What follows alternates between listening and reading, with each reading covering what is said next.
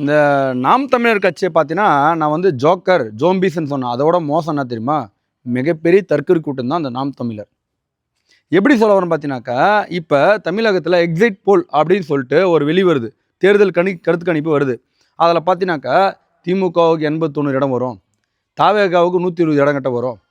அது ஏடிஎம்கேவுக்கு 30, 40 இடங்கிட்ட வரும். அப்படின்னு சொல்லிட்டு கருத்து கணிப்பு நடந்துருக்குது. இந்த நாம் தமிழரை ஒரு கட்சின்னு கூட மதிக்கலைங்க. மற்றவை அப்படின்னு சொல்லிட்டு எக்ஸிட் போலில் போட்டிருக்காங்க. இதை பற்றி விவாதம் பண்ணாமல் இந்த சாட்டை திருமுருகன் என்ன பண்ணுறாங்க, அப்பயும் விஜயை பற்றி விமர்சனம். என்ன விமர்சனம் பார்த்தீங்கன்னாக்கா, இவங்கெல்லாம் வாங்கிடுவாங்களா, இதெல்லாம் நண்பர் மாதிரி இருக்குது அப்படின்னு சொல்லிட்டு வேறு ஏதாவது டாப்பிக்கு. புரியுதுங்களா மக்களே? ஏன்டா நம்ம கட்சி பேர் ஒரு மற்றவைன்னு சொல்லிட்டு வருது.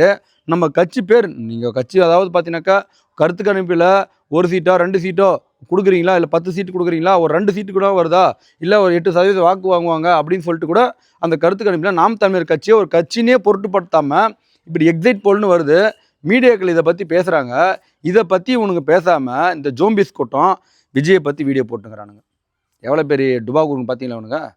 அதாவது கட்சியை நடத்துறது என்ன தெரியுமா பண்ணுறாங்க, அடுத்தவர்கிட்ட பணம் வாங்கணும், மக்கள்கிட்ட பணம் வாங்கணும், இப்படியான சூழலை.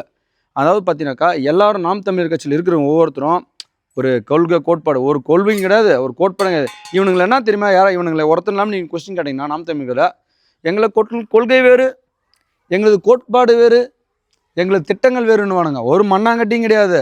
ஏன்டா உங்களை எக்ஸைட் போல இதை பற்றி உங்களை பற்றி போடுறானே, இவளை கேவலப்படுத்துறானே, இதை பற்றி பேசியிருப்பீங்களான்னு பார்த்தீங்கன்னா ஒருத்தன் கூட பேசியிருக்க மாட்டான். இதை விட கேவலமான ஆட்கள் தான் இருக்கிற கட்சி தான் இந்த சாட்டை துருமுருகன் வந்து இந்த கட்சி. இந்த கட்சி நாசமாக போகிறதும் காணாமலாகிறதும் குழி தோண்டி சமாதி ஆக்குறதும் யார் தெரியுமா? இந்த சாட்டை துருமுருகன் தான், வேறு யாரும் இல்லை. இந்த கட்சிக்குன்னு ஒரு எதிரி இருக்கானாக்கா அந்த கட்சியிலே இருக்கிற ஒரு கருப்பாடு தான்.